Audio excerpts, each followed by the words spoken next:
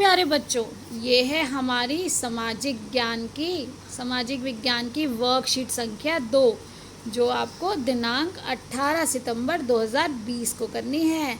सभी छठी कक्षा के यानी 6th क्लास के बच्चे इसे करेंगे।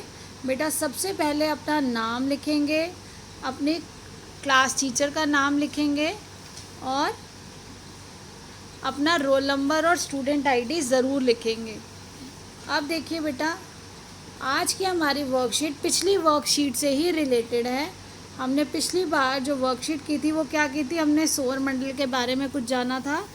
अब देखिए, आज हम सौर मंडल में सूर्य, 8 ग्रह, उपग्रह और कुछ अन्य खगोलीय पिंड जैसे शुद्ध ग्रह, उल्का पिंड मिलकर सौर मंडल का निर्माण करते हैं। उसे हम सौर परिवार का नाम देते हैं, जिसका मुखिया कौन है? जिसका मुखिया है सूर्य। हमारा जो सूर्य है उसके चारों ओर ही ये सारे जो ग्रह उपग्रह सब उसके चारों ओर ही चक्कर लगाते हैं। तो चलो देखते हैं। ये देखिए, हमें सूर्य के बारे में बताया गया। सूर्य सौर मंडल के केंद्र में स्थित है। हमने ये पिछली वर्कशीट में भी देखा था। तो आपकी जो पाठ्य पुस्तक है उसमें ये चित्र बना हुआ है। आप इसे और भी अच्छे से बड़े रूप में देख सकते हैं। तब देखिए, सूर्य कहाँ है? ये हमारे केंद्र में, ये हमारे सौर परिवार के केंद्र में, सौर मंडल के केंद्र में स्थित है। ये बहुत बड़ा है तथा अत्यधिक गर्म गैसों से बना है। सूर्य सौर मंडल के लिए प्रकाश एवं ऊष्मा का एकमात्र स्रोत है। यानी कि जो रोशनी मिल रही है, जो गर्मी मिलती है, आप महसूस करते हैं ना, जब सर्दी होती है तो हम कितना इंतज़ार करते हैं कि सूर्य कब आएगा, और जैसे ही सूरज निकलता है हम सब धूप सेकने के लिए बैठ जाते हैं। और अभी गर्मी में तो ये गर्मी सही भी नहीं जाती। हम सूर्य के नीचे जो सूर्य की धूप है, सूर्य की धूप को हम ज़्यादा देर सहन भी नहीं कर सकते। तो अब देखिए कि एक ही स्रोत कौन सा है सौर मंडल में? प्रकाश और ऊष्मा का एकमात्र स्रोत है सूर्य। ये है हमारा सौर मंडल।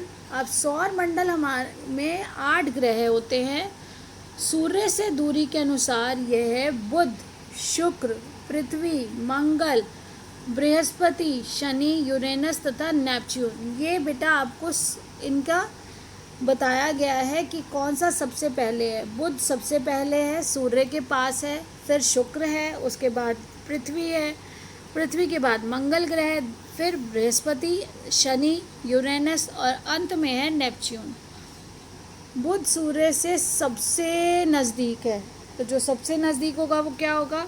वो बहुत गर्म है। शुक्र ग्रह, देखिए शुक्र ग्रह को इंग्लिश में वीनस कहा जाता है। शुक्र को पृथ्वी का जुड़वा ग्रह माना जाता है।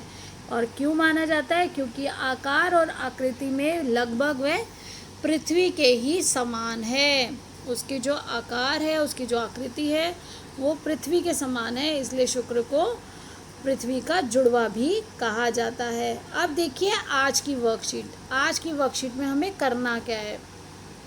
सबसे पहला प्रश्न है, सूर्य के सबसे नज़दीक कौन सा ग्रह है?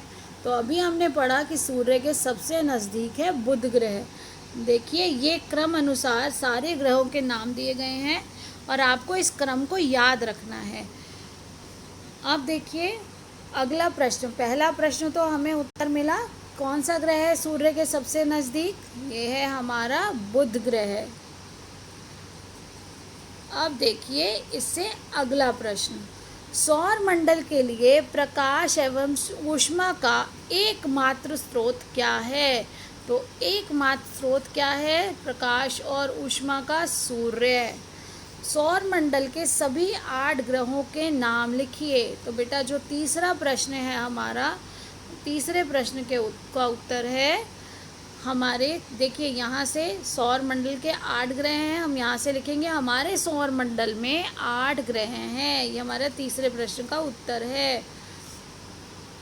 और सूर्य से दूरी के अनुसार वे बुध, शुक्र, पृथ्वी, मंगल, बृहस्पति, शनि तथा नेपच्यून ये हमने यहाँ पर लिखे इन सबके नाम, जो हमें 8 ग्रहों के नाम लिखने थे। अब देखिए प्रश्न नंबर 4। तो प्रश्न नंबर 4 में बेटा देखिए, शुक्र को पृथ्वी का जुड़वा ग्रह क्यों माना जाता है। हमने अभी पढ़ा था कि शुक्र को पृथ्वी का जुड़वा ग्रह इसलिए माना जाता है क्योंकि इसका आकार और आकृति लगभग पृथ्वी जैसी ही है।